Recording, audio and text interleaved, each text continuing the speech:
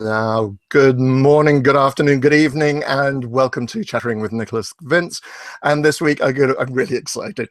I'm going to be chatting with Luchagore Productions. I'll get them to introduce themselves in just a few moments. But before I do, I just wanted to give a shout out to Matt Walford of Morningstar Minis.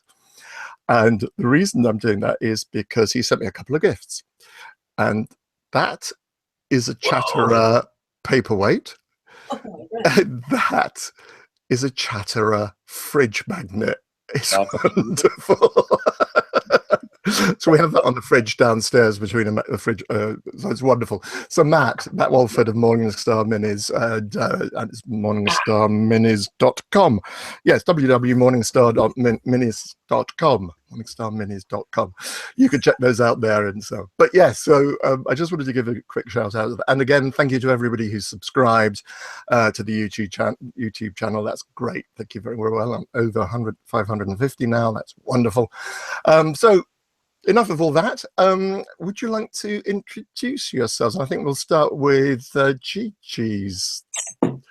Hi, Gigi. No. I make movies. Let the boys do the best Gigi impression. That's what's happening here. I am co-founder of Luchagore Productions. And I am Luke. I am also a co-founder of Luchagore Productions. And the Shies. Yes. And I'm Raynor, and I'm also the co-founder and producer at Luchagore Productions. And yeah, I'm Mathias. I'm no founder. he's a groupie actor that always likes a groupie, the talent, often referred to as the talent. Yeah, that we always seem to be working with, always and always. I'm cheap.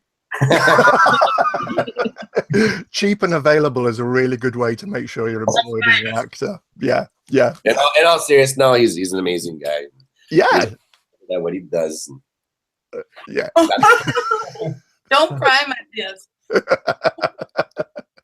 Cool. All right. So I'm sure people are going to be starting to ask questions at some point. So please feel free to put any questions down. And it's got that lovely message from Craig that says, "You're broadcasting."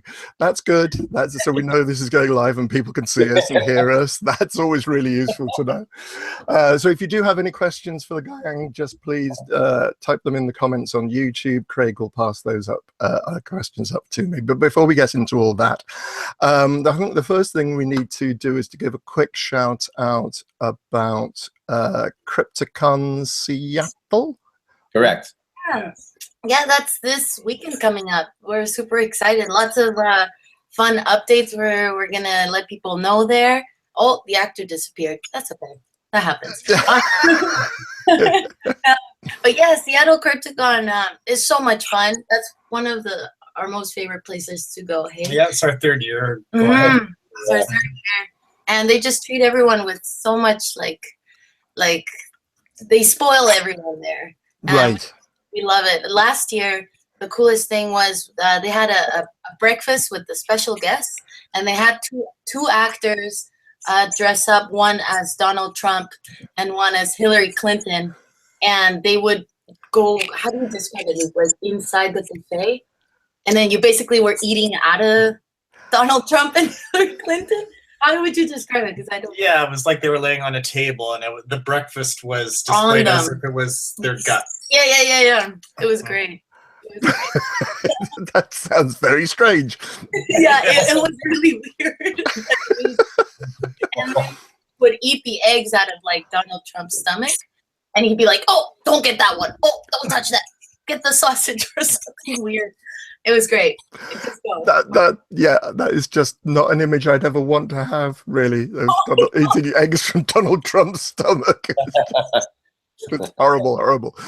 So, you're going to be at CryptCon Seattle. Are you going to be signing stuff? Are you screening anything, or what are you guys going to be doing? Yeah, no, we're going to be actually having a booth out there, as long as the rest of the other people that are going to be, showing off their stuff. They got some celebrities there as well, and we're part of that, and we're going to be doing some panels as well, and yeah, we're going to have a lot of Luchagore swag, and we're also going to be showing our latest short film that we finished not too long ago, Bestia, as well, and yeah, we're really excited to show the people there at Seattle, and it's just like, again, something that we're really excited to be down there for, and right, to have another great experience with those guys out there. So right.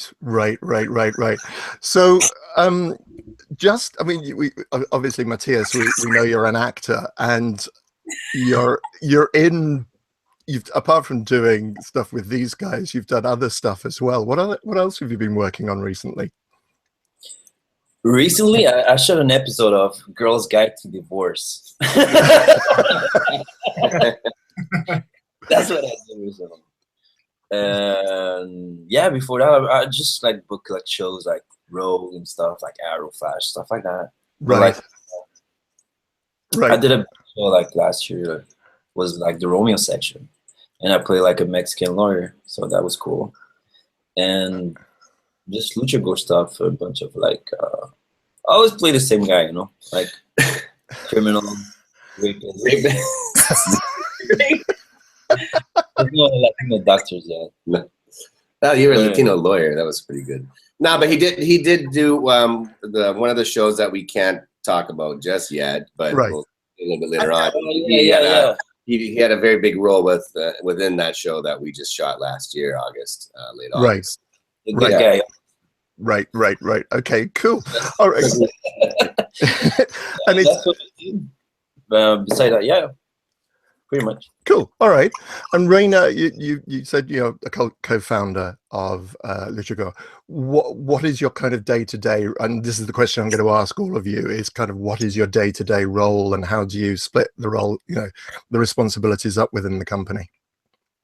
Well, I think, as a producer and, trying to work with Gigi and Luke and, trying to get ideas and all that, it's using the resources of what I have that are available to us on a daily basis, and saying like, hey, like, we want to go make something. Just for instance, like on Bestia, was that like, we wanted to shoot something, in the new year, and it was like, okay, we had some new equipment that we had purchase and all that, and was like, I know a really good location that we can do. It's a couple hours out of town, but like it's really worth it. And it was like, let's create something. So basically, it's like Gigi does a lot of the promotional stuff. Luke and myself will do a lot of the behind the scenes kind of work on like getting things organized, ready to shoot. Working with the creative ideas and crew and. I'm working with a lot with the budgets and trying to get, somewhat small financing. A lot of our short films, it's all self-financed. It's all us pooling our own money together, and any money that we've made from previous stuff, working on commercials and stuff like that. It's just really trying to be cost efficient with what we can do, especially with a short film, right? So. Right. Yeah, no, absolutely. Why are they laughing out there? Huh? Because that show is just I can't look at Mathias seriously with a Pomeranian. Oh, yeah. For that, it's just so that everyone's aware that the small person who's just appeared at the bottom of the screen is Nacho. Who's just so gorgeous. What did you say? It's just so cute, absolutely cute. All right, so quick question before I move on to Gigi and Luke. Are there any, Steve Zarebski asked, have you got any Canadian conventions appearances, preferably in Toronto, but have you got are there any Canadian conventions you're signed up for? We haven't yet, Gigi. I think what we'd really like to go to is Toronto After Dark. I think that'd be a really cool festival. No, conventions, Raynor, not festivals. Oh. Like Dark Carnival or Horrorama would be cool. We've tried for that one, but Canada doesn't know Luchagore yet, I guess. But you're homegrown talent. I know. Yeah, no, we went. I went last year with Mathias to Dark Carnival by Rue Morgue. That was really cool. But But no, nothing yet in Canada yet. Right. But hopefully, as Raynor was saying, festivals, right, Raynor? Yeah, more festivals than anything. I think Seattle CryptoCon was like the only one I've really been to. There's one in Saskatoon, no? Horror convention, Saskatoon. Which one, Mathias? Saskatoon. What? What? No. I have no idea. I don't even know. Okay, so no convention, but what's the best way for people to find out what what you do have coming up in terms of festivals and conventions? Do you have a newsletter, or is it just a question of following on Facebook and Twitter? Yeah, I let Gigi answer this one because she's the social media. You text Gigi. Yeah, just just text me. Just follow us everywhere and you'll find it. Right. Instagram, Facebook, Twitter. Newsletter would be a good idea. Thank you, Nicholas. We're learning as we go. I think that's a very good idea. But yeah, all our social media, we're always promoting wherever we are. On Luchagore's Facebook page, on all our separate Facebook pages, we try to promote as much as we can on that and share and keep everybody up to date on where we're at, what's happening, and where it's going to be going. Right. So. Right. Yeah. Okay. Cool. All right. So that's that. Okay. And funny enough, as we're with Gigi, this is a question from Spoon Studios. Wow.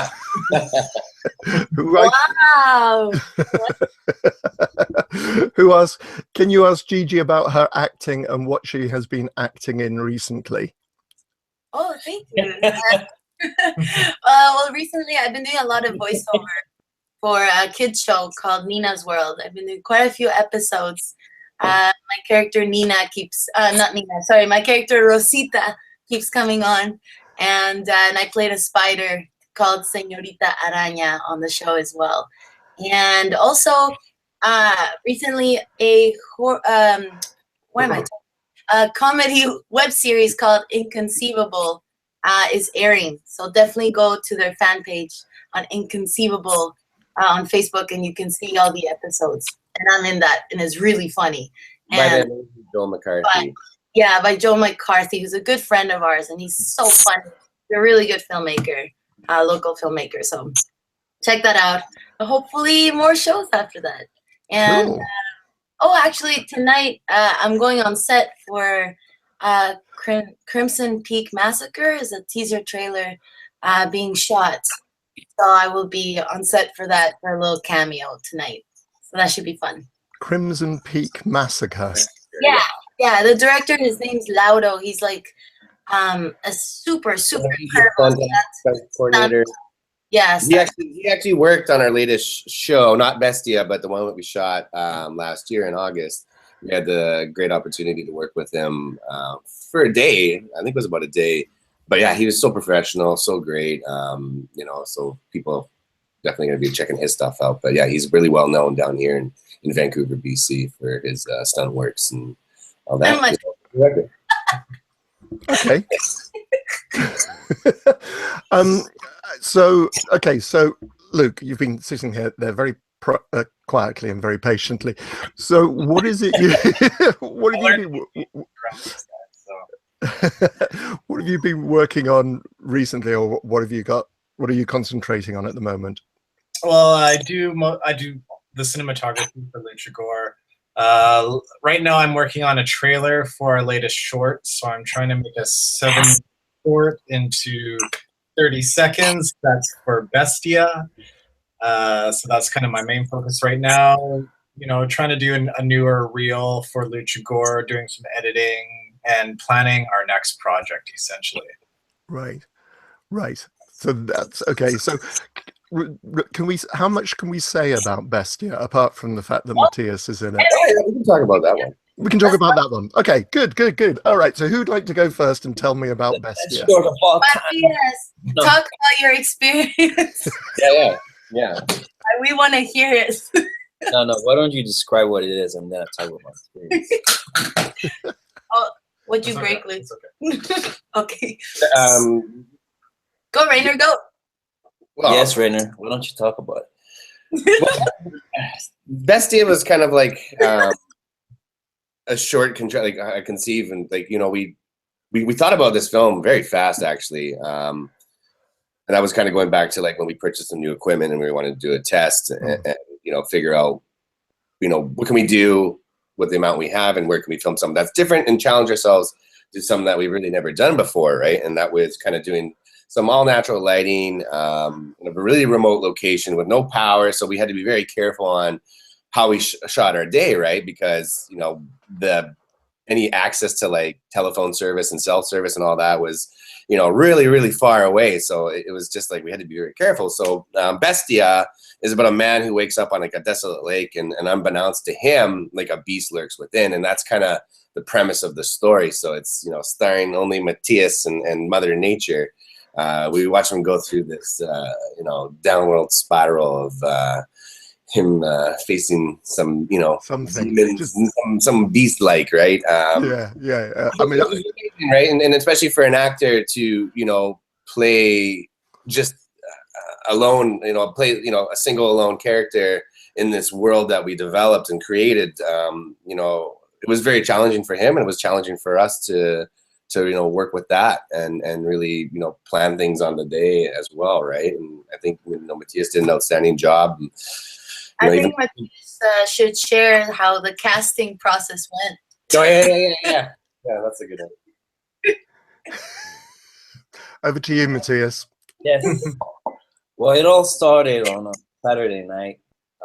It was a beautiful No, no, really, like Gigi wrote the script one night and she sent it to me and she's like, "Oh, I wrote the script with no help of anyone." No. And she's like, "Let me know what you think." So I read it, like, and I'm like, "Okay, this is for me." And she's like, "No, no, no." I'm like, I'm picturing like a big white dude, like Viking, like. I'm like, "What? No, like this is for me. Like, come on, you're Luchagore. You got to put a Latino in this. Like, come on." He's like, "No, I don't know." And I try to convince her. I'm like, "Yo, I'm like the Leonardo DiCaprio Latino. Like, let me do this." And finally, she said, like, "Yes, but now you gotta convince Luke and Raynor." So I was like, okay. So I went. I had a few drinks, and then I called Raynor and I started screaming. And like, "What? After I'm done for you guys, you're not gonna cast me?" And I got the part. You gotta let them try a little bit, right? Just a little bit. No, but honestly, it's like it was totally different of what we've done, like, ever. And what I've done, I've never done stuff like that. It was very, very, very. I liked it a lot. It was more like a performance because I had like no lines and no like much dialogue. So it was all about like emotions and physical stuff, which I never done, and I really like. It was a challenge. Really, really. It was really challenging when like not Luke, Raynor didn't bring my like boots or a wetsuit.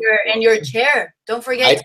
I paid $80 for apparently so-called weatherproof Gore-Tex socks, and they didn't want waterproof at all. Nothing was what. I lost $80 on that. It was very cold.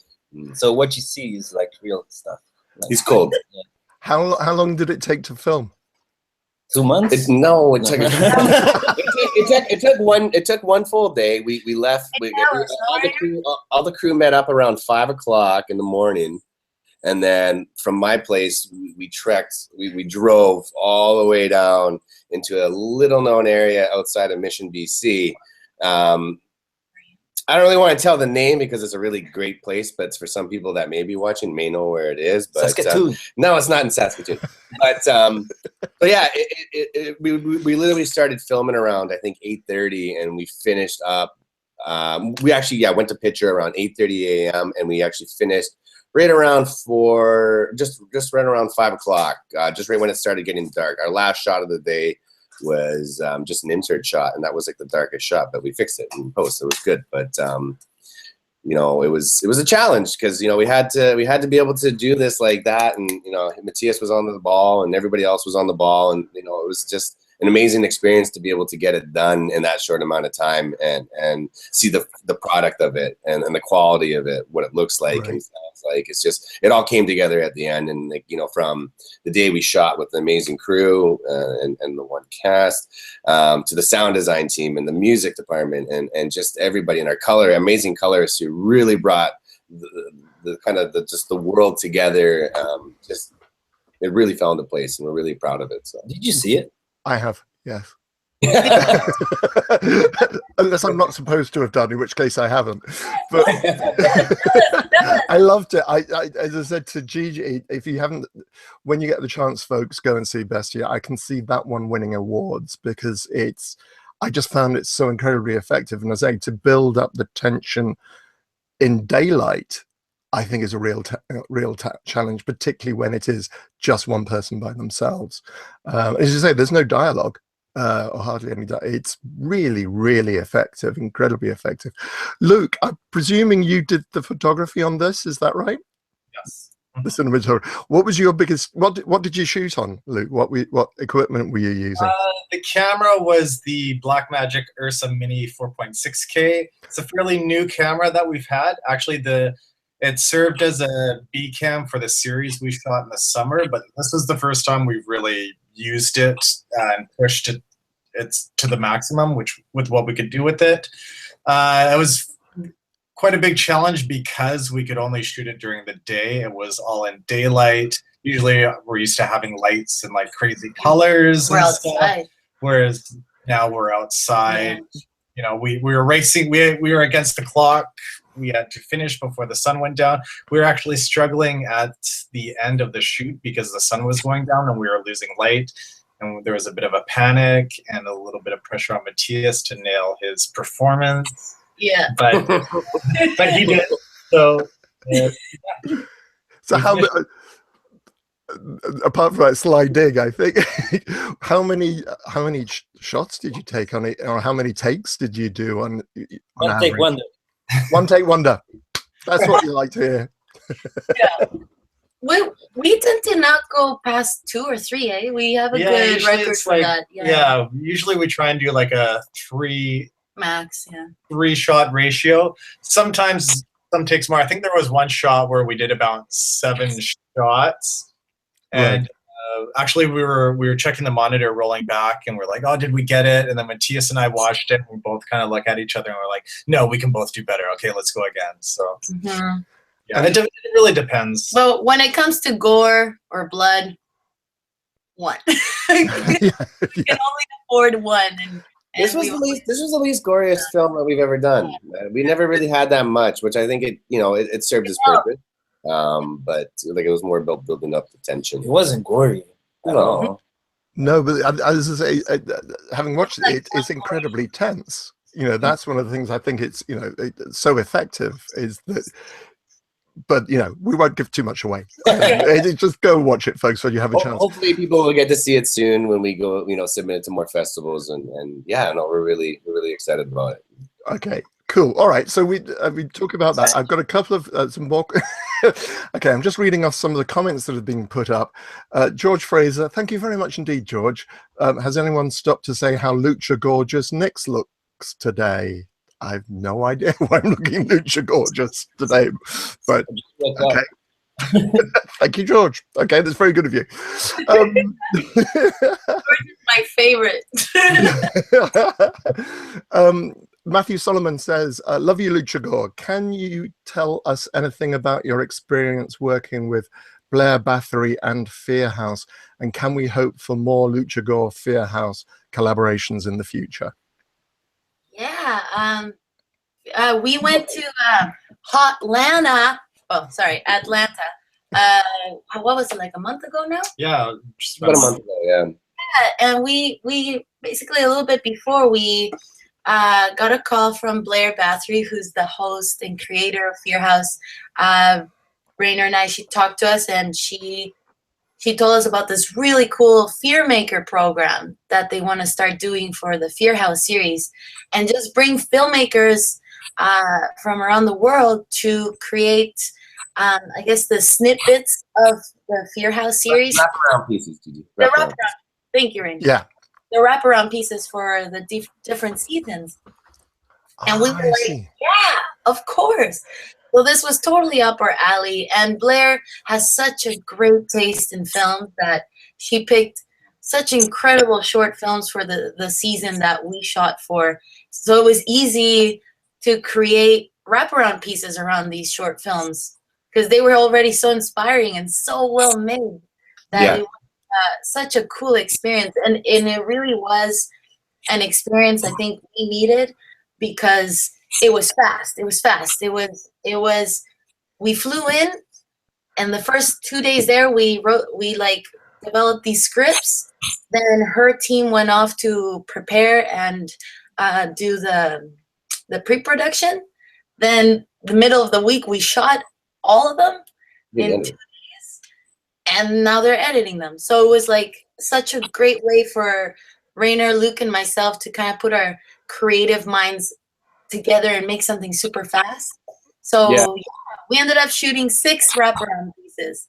So there will be 6 of them with the Luchagore style. And I think I really have to give a shout out to Blair, and her amazing team, Drew Sawyer and Venetia, at Moonshine Productions for being excellent hosts. And I think at the end of the day, what those guys are creating, obviously along with Blair, is that they have a really, really solid team. And I think for Gigi, Luke, and myself, not working with our crew for the very first time, it was an amazing experience. I think everybody on their team is just so into it. They were super responsive, super professional, and it was an amazing experience for us to be able to work with new people that we'd never ever worked with before, right? And I think it was just overall a great vibe. And Blair is amazing. She's insanely talented, and she's has her heart in the right place to really push Fear House. And the one thing I told her was like, just keep going with it because, I really want to see Fear House go far. And I think you've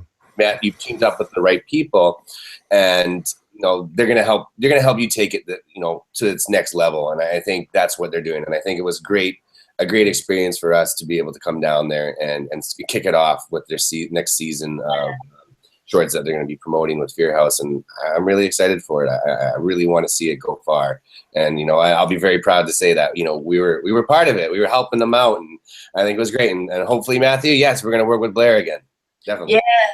Yeah. They got jobs.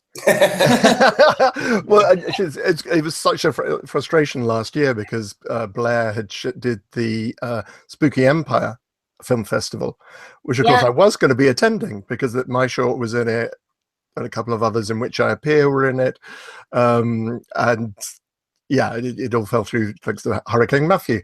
But but I'm so pleased that she's been able to keep this going and doing more of it, because I completely agree with you, because I've met Blair via one of these chats, but incredibly talented lady, and as you say, a wonderful taste in short films and real support, real supporter.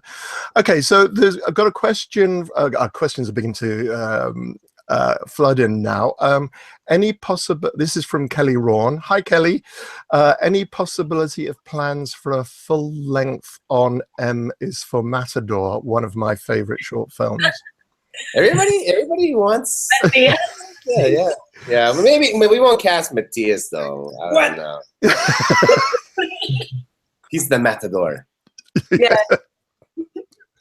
No, Mathias has his own hashtag, El Matador. So, and what's the other one? What's the other one? Another thing.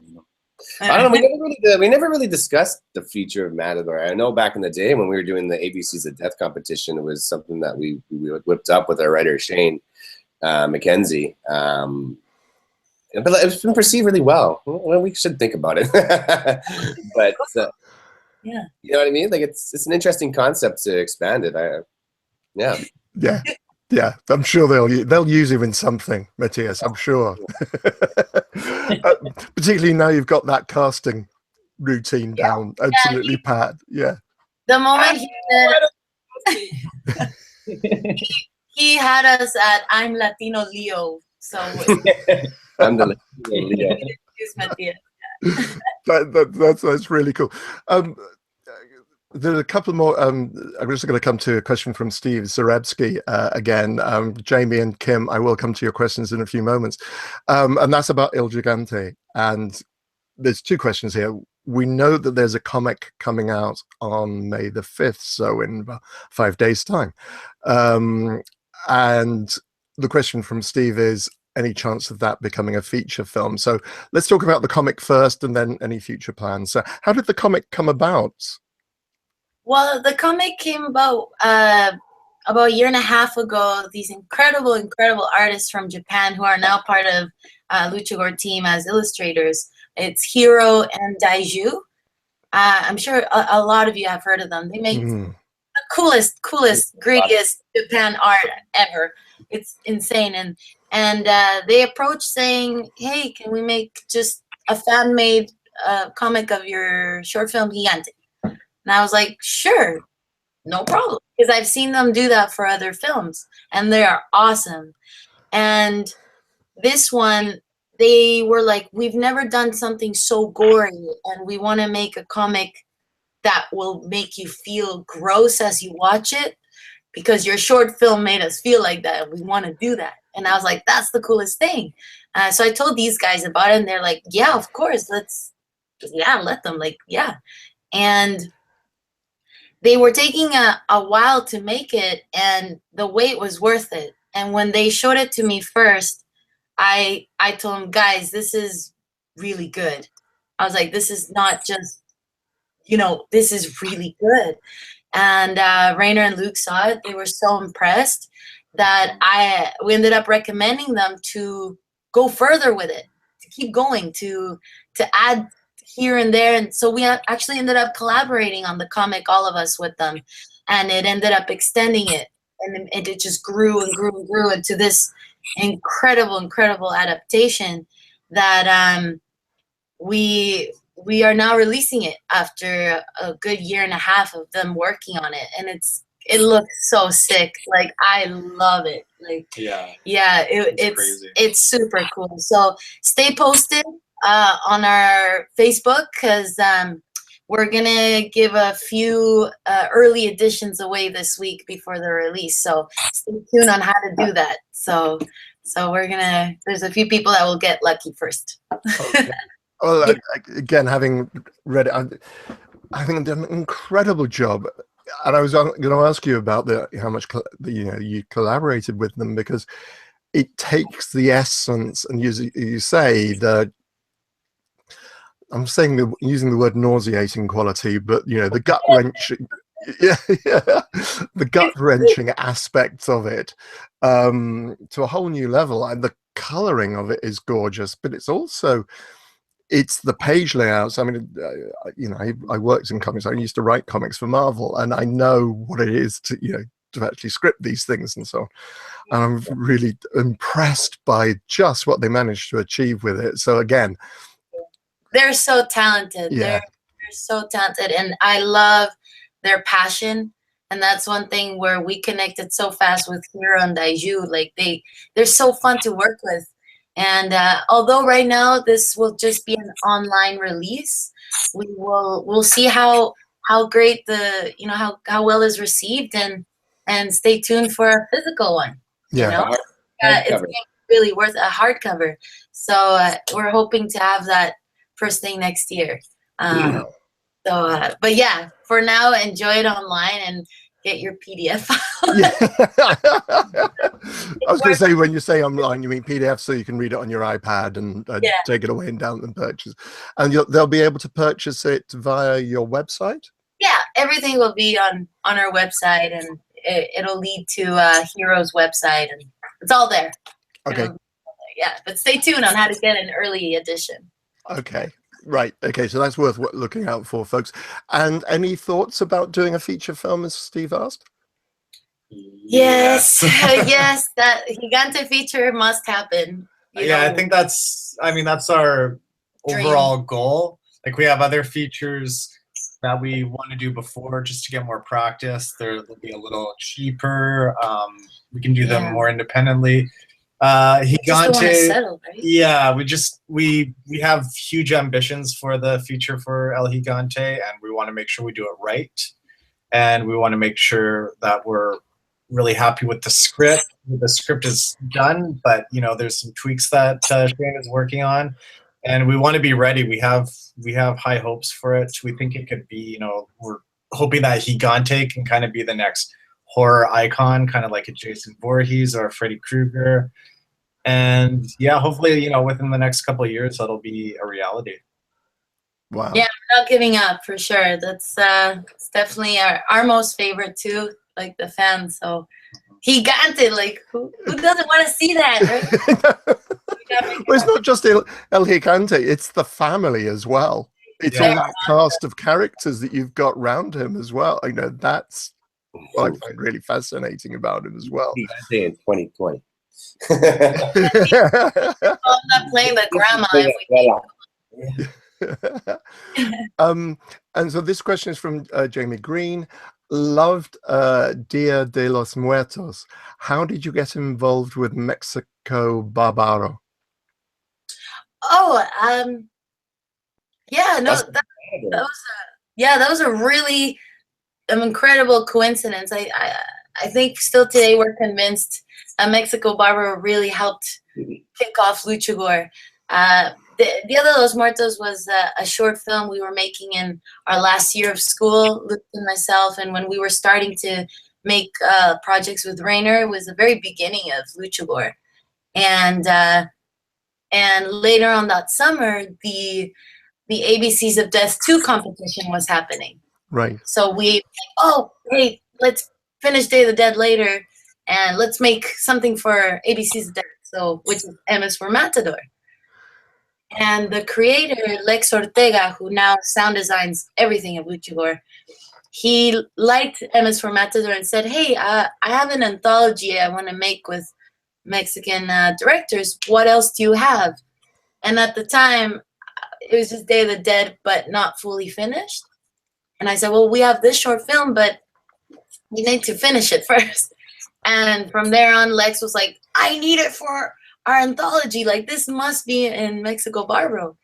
And when he told us who the other Mexican filmmakers were in there, and it's like Jorge Michel Grau from We Are What We Are, and like Isaac Esban, who has so many incredible sci-fi films, I was like, okay, guys, we got to do this. And Luke and Raynor were like, yes, we have to. And from there, we got to amp up a little bit the film we made at school, and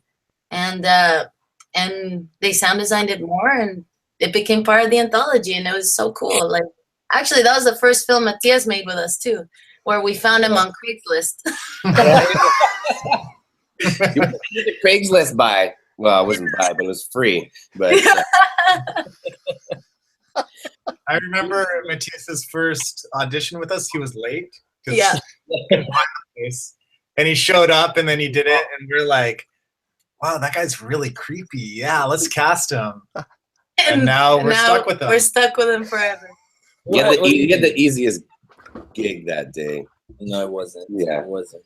No. It was a long day because it was the first time I was new in Vancouver, so I didn't know where you guys were. So I had to walk uphill in the mountain where like the school was. And I went there. I was like half an hour late. I was sweaty and greasy for all that walking. That's why he played the greasy man. And then go on IMDb. Go on IMDb, and it says Greasy Man. like 4 roles, Greasy Man. And I walked in and like, hi, I'm Gigi. And I read for the part. And then, can you read for this other guy? I'm like, okay. And then the other guy, I'm like, okay. And then that was it. Yeah, improv. But that was my first like role like ever. I wasn't still in school, I think, back then. So wow. That was a long time ago. Yeah. That was a long time ago.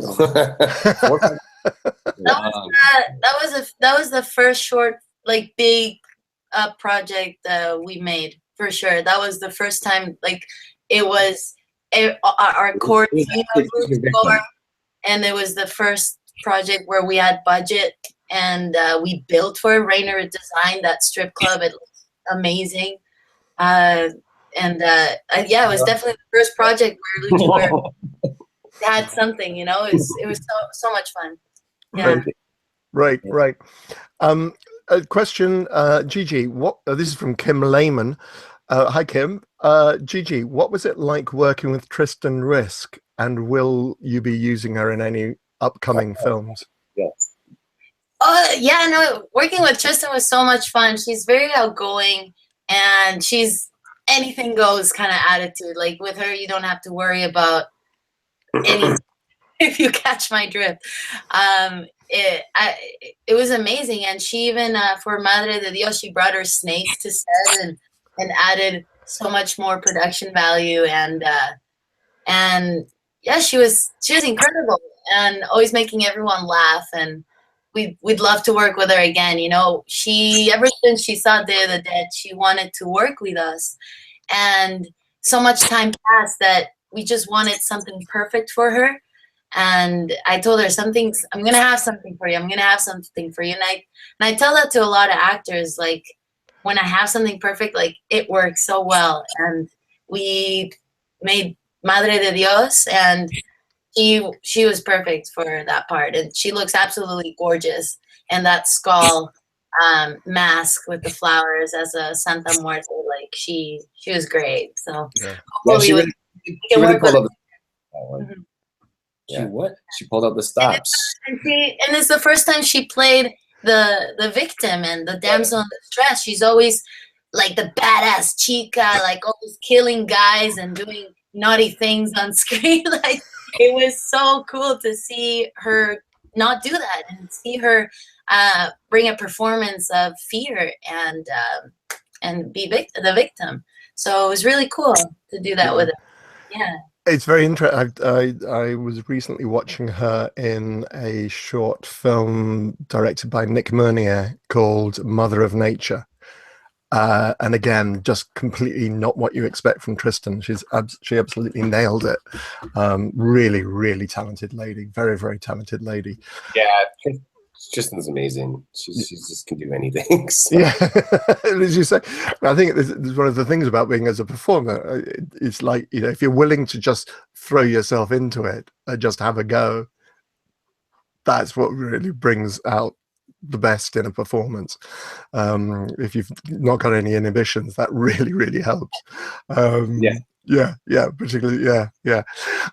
So a question from, before we come back to a couple of other things, which I do want to ask you, from Matthew Solomon: how are things progressing with the Aztech sci-fi anthology? Good, actually, very good. We were the very first team to shoot, and I'm like really, really, really first. So that's why it's taken about a year to wait on everyone else, because at the time when they invited us to be part of it, when they were just kind of putting it together, we loved the idea so much. We're like, yeah, sure, we'll shoot in 3 weeks. And they're like, what? You know, oh, so soon? But it was because we had Project Lucha that summer, so we couldn't shoot at the same time as everyone else. But now that now maybe about a couple weeks ago, the last one was shot. So finally, everyone is gonna start editing theirs, and I'm going to Mexico City in 2 weeks to see how ours looks. Ours is nearly done, and it's being in post-production over there. So it's a really funny short. I think it's the most ridiculous, happiest one we've ever shot. Probably one of the more fun that we've shot. It's a fun like one. Oh my god. Low pressure, but it's ridiculous. We mean it. Yeah. Yeah. It's kind of like, you know, the tone of Evil Dead 2. Okay, that's fun. It is. What we can tell you guys, it's about so basically this anthology. All these short films connect because out in space, this meteor exploded, and these pieces of space or rock or alien rock land in different parts of Mexico, and ours lands in Vancouver. And they create chaos or a story. So ours lands in the ice cream truck of this old Mexican man, this lonely Mexican man that loves to sell ice cream. And little did he know his ice cream would become quite toxic to the world. So Yeah, it's ridiculous. It's really funny though. And Mathias has a cameo with Nacho in it. Mm. Oh yeah.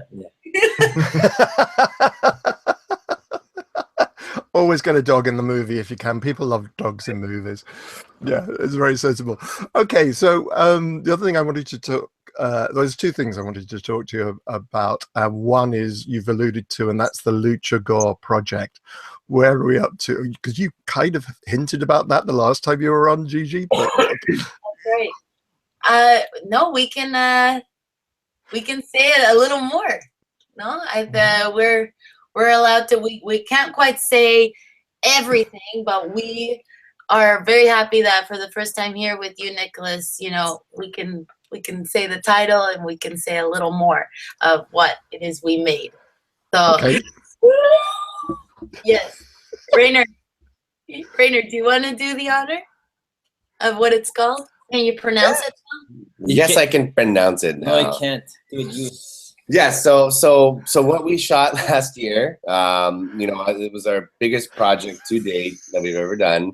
You know, I think it was a big learning experience for us all. You know, Gigi, Luke, and myself. Say the name. And yeah, anyways, yeah, look at the actor, can't even wait. Yeah, so the project Lucha is actually called La Quinceañera. For people that don't know, no, Raynor.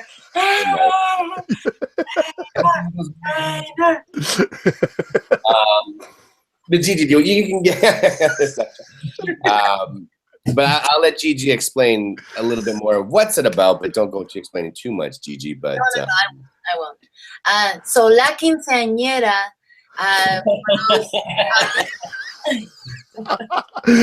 just say that slowly, just to make sure that we've got this. La Quinceañera. No, so the show.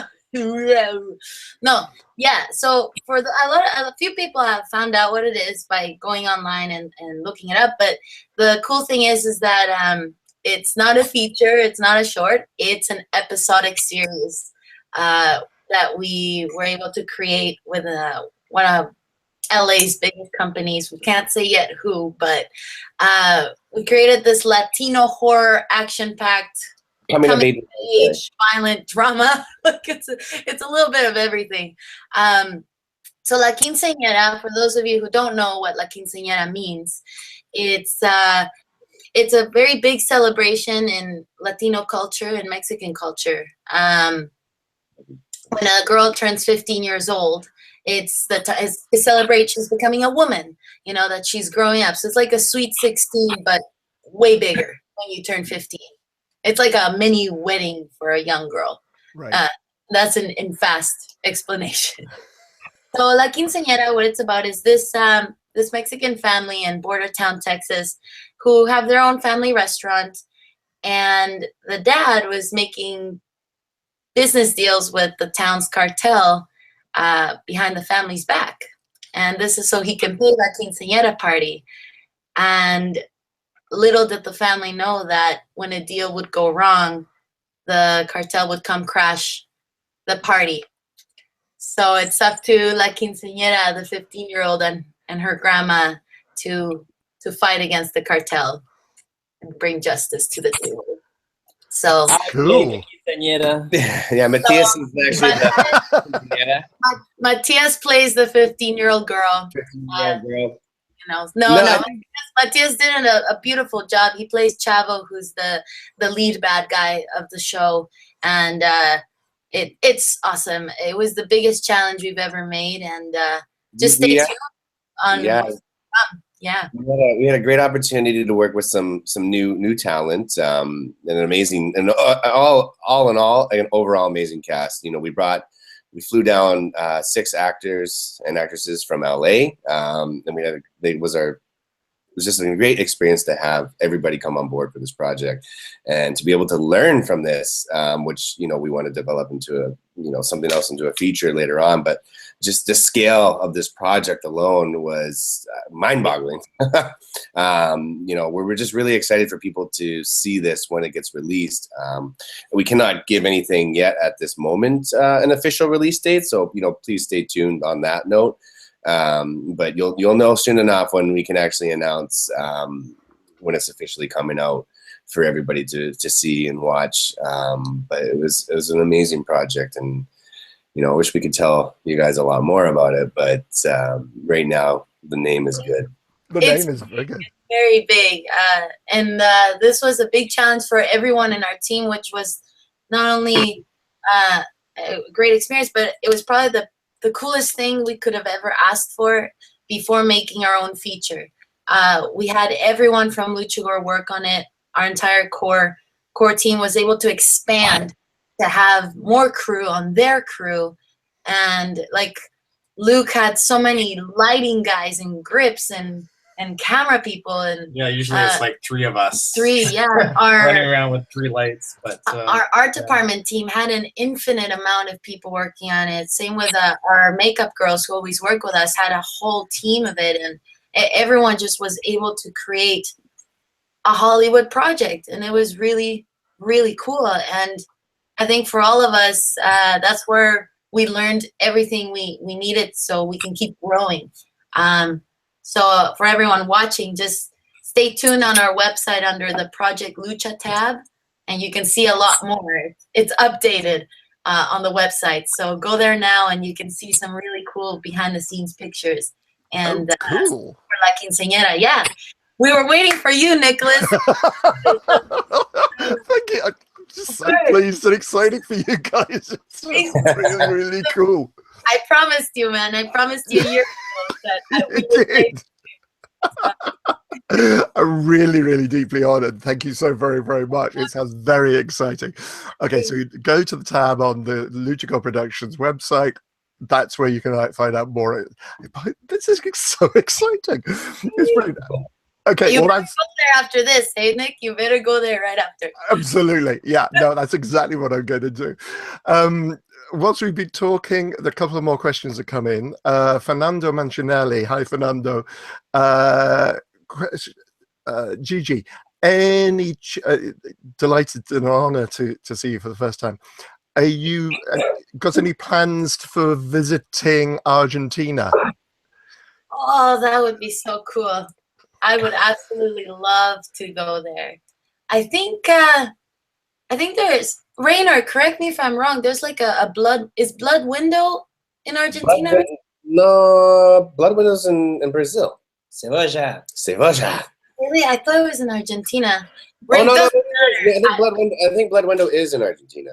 I would love to go there. It's a really cool festival and market there. Claro que sí, I'm gonna go to Argentina. I have a friend from Argentina here in Vancouver, Marcio, and he's always telling me how cool Argentina is. I would love to go. I would love it. Yeah. Cool. Ventana Sur. That's Argentina. Ventana Sur. Yeah, Ventana Sur. That's right. That's what it's called. Okay. Cool. No, that's weird. And another question from Kim. For everyone, okay, and I'll make this the last question, unless we have any more coming in, Craig, but because this is a nice generic one for all of you. For everyone, any films you loved growing up that you would consider remaking? And Raynor, this one specifically for you, who inspired you in your writing? So any films that you would like to remake, and Raynor, particularly, who inspires you in your writing? In my writing? Give the other chance to think about it. Which writers inspire, or screenwriters? Oh, okay. Yeah. Gigi, you go answer your stuff first. Oh, Dan, I'm not ready. Exactly. Okay. Well, one that I've always wanted to, but I think someone totally is beating me to it right now. I've always wanted to, when I was little, to remake Gremlins. I love Gremlins. It's like my most favorite. And of course, not a horror film at all, but my most favorite childhood films growing up was Sister Act 1 and 2. If I could remake that, my life is ready to go anywhere after that. Yeah. But Gremlins, I would love to remake that. And Sister Act. Gremlins and Sister Act. A combination of Gremlins Sister Act is a really interesting concept as well. Yeah.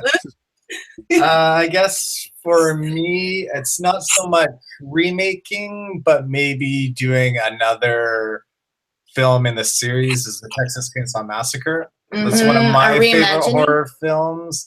And, you know, just to make another, kind of like a reimagining or a continuation of this series with more of a Luchagore spin on it, I think would be really cool. Ooh. Yeah, that sounds really very, very good fun. Matthias? Well, what character would you be? Would you like to? It would be an acting and a remake. Yeah, what remake would you like to be in? The Fox and the Hound. That's what? The Fox and the Hound. It's an answer. It's a perfectly legitimate answer.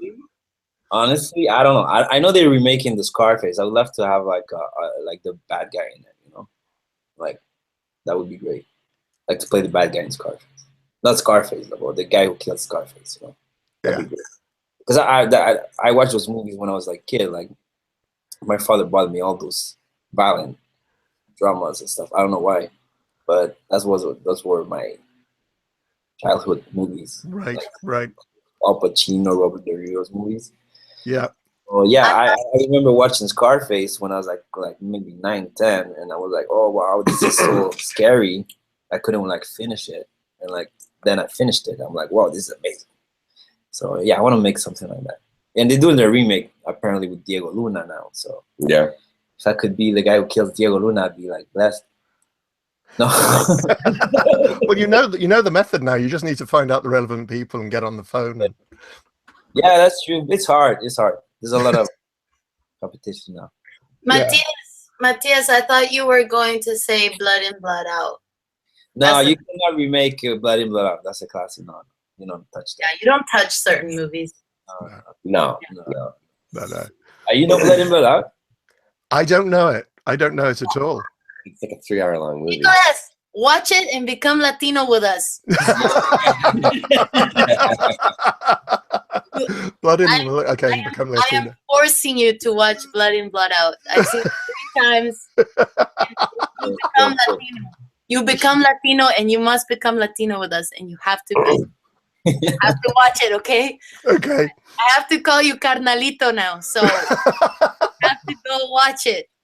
Blood In, Blood Out. Okay, it's like a bit like summoning Candyman. You say it 3 times, and then he'll come. Okay, fair enough. Raynor. It's a story in Los Angeles.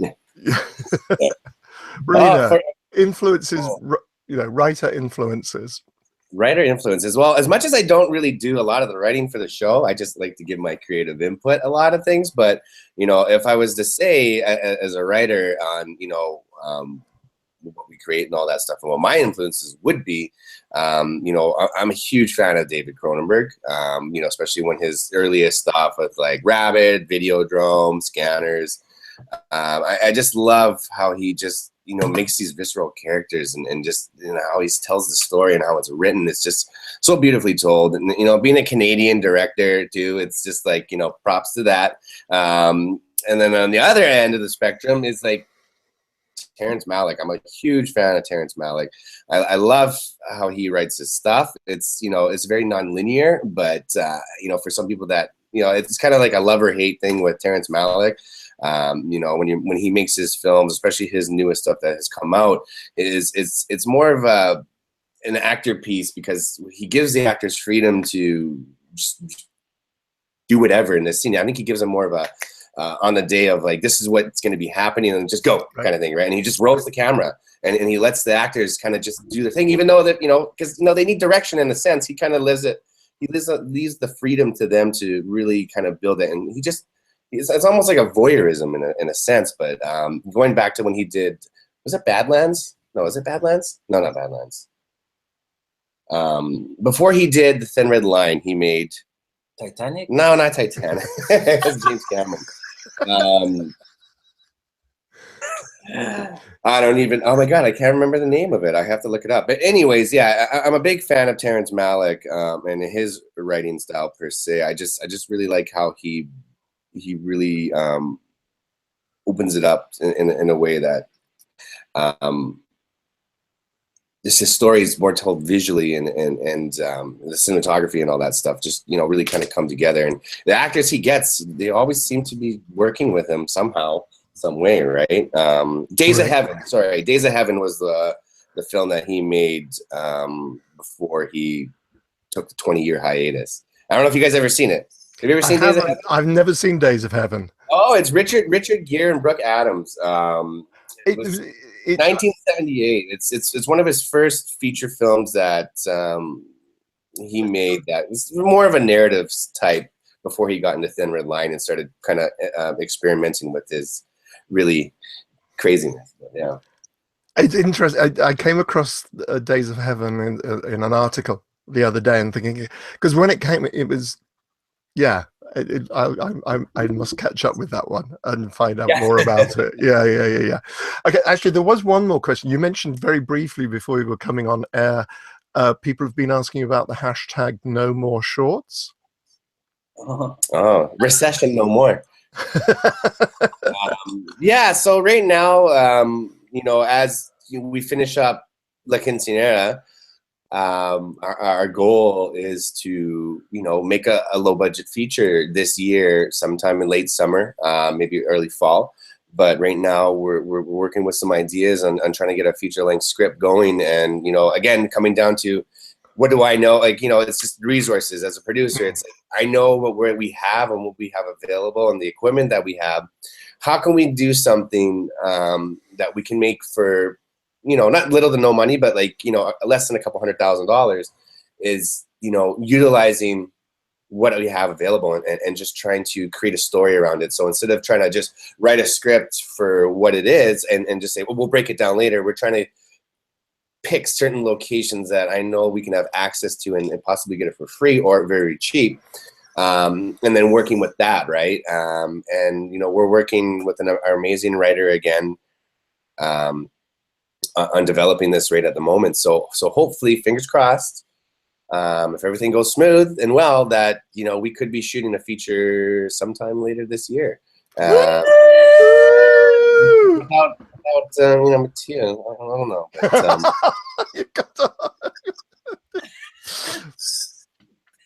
maybe, I don't know.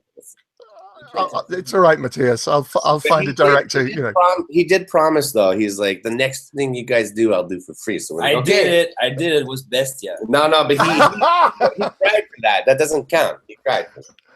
Yeah, Mathias, you said the next, you know, project, which means feature. No. It was Bestia. No. I need to pay rent. Like, it's May now, so. Yeah, even actors have to eat. Honestly, even actors have to eat. It's very and that's the thing, right? When you make, you know, going into, you know, obviously we've done a lot of, you know, low budget shorts, but we've done them really successfully. It's just trying to be able to do something that, you know, we're going to be 110% into it. It's going to be a really cool story. It's going to have you know, it's going to look beautiful. It's going to sound great. Like, it's just, you know, trying to implement all that into place for a low budget feature. You know, it can be done. We've seen it been done before, right? That movie Tangerine. I don't know if anybody's seen it, but, you know, all shot on an iPhone 5S, which is on Netflix, by the way. It's an amazing feature film. I think it's well made, and it's just kind of looking at those people that have done those kind of things, and inspiration. It's like, how do you do that? How do you, you know, try to make that formula, and how do you make it work? How do we make it work so we can shoot something, right? So that's yeah. So is this Tangerine you were talking about, the shot on the iPhone 5S? Yeah. Yes. Yeah. I still not got around to, I keep on hearing about it. I've seen all the articles.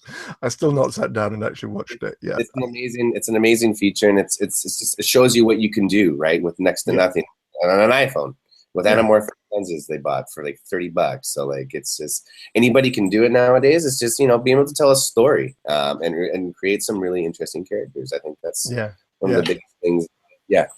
Yeah. Right there. Cool. Gigi's But, just. yeah. I was just about to wind up, but oh no, Gigi's back again. Sorry. I heard Nacho scratching on my door. Oh right. It's a good reason for going away. Okay, very, very last question, as you probably don't know this yet. Horror Hound Weekend in March of next year in Cincinnati or Ohio. Any chance of you being at Horror Hound Weekend? We would love that. We've heard so many cool things about Horror Hound. Like that would be a goal for sure. We would. Oh, there he is. Oh, he's gone. Okay.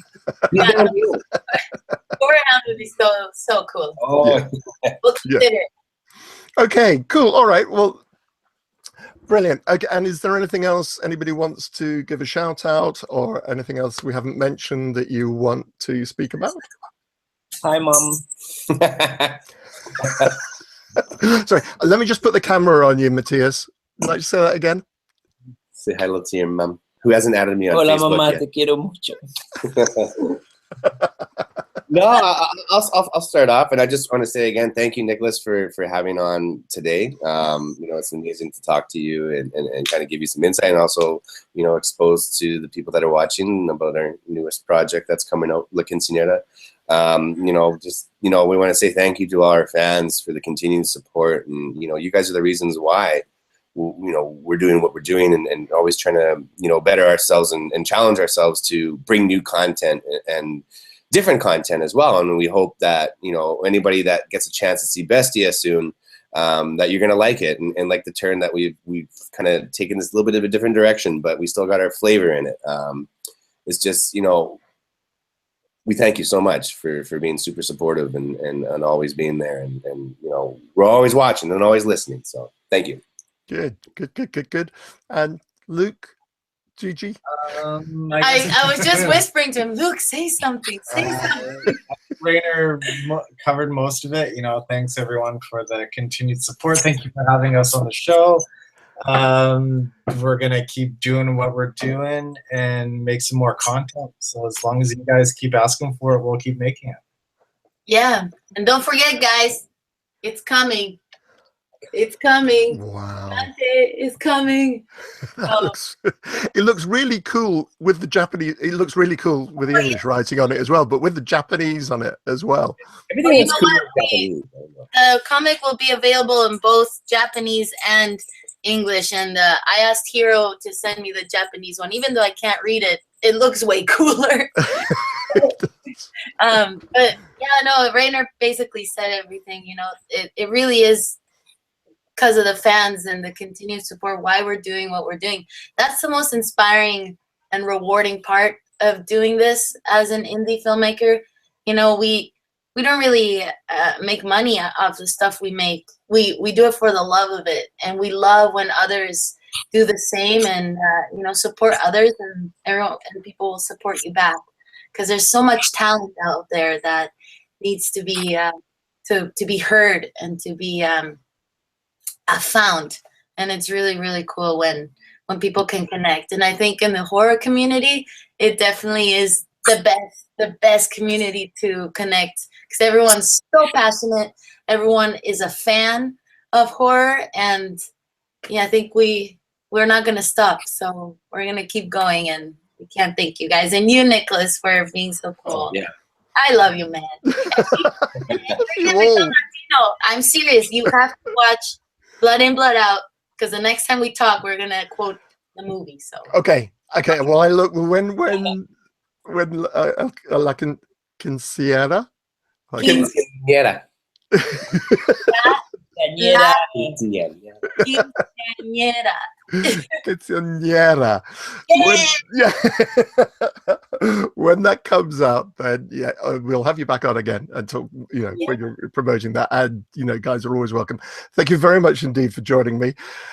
Thank you to everybody who's been watching and asking questions. I will be back next week when I'm going to be talking with Gary Smart and Neil Morris from Cult Screenings, Dead Mouse Productions, about the short film The Offer, which stars myself, Simon Bamford, Barbie Wilde, Oliver Smith, who played Skin Frank, Kenneth Cranham, who played I can't even remember, Dr. Chenard in Hellbound, and the amazing time we had making that short film. So I will hopefully see a few of you next week. In the meantime, stay calm, stay cool, and stay spooky. Take care. Bye. Bye. Bye. Bye.